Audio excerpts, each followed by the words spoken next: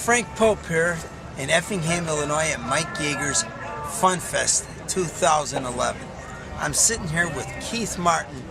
He's the go-to guy when you want to know what your car is worth. He owns Corvette Market Magazine. You see him on television on What's My Car Worth.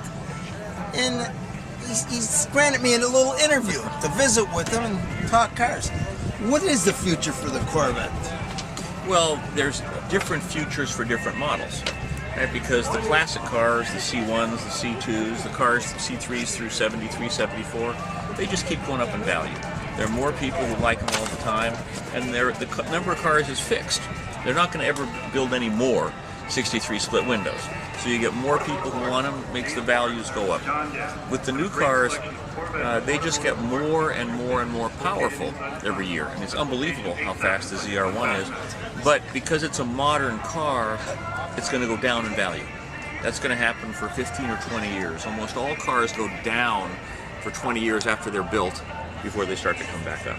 So it's a great time to buy a ZR1 that's a year old with a few thousand miles on it and save 20 grand and have one of the highest performance cars in the world.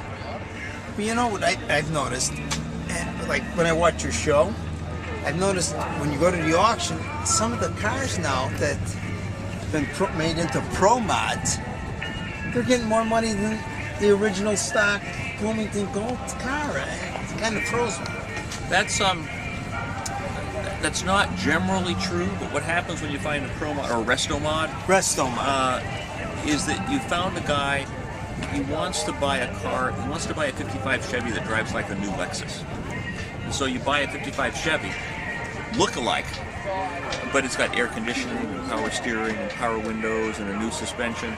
So he's living the fantasy of an old car visual with the new car driving experience. Those cars cost a lot to make too, to make a resto mod. So that's part of the reason, 55 resto mod Chevy can bring 40, 50 grand, and an original might bring 20.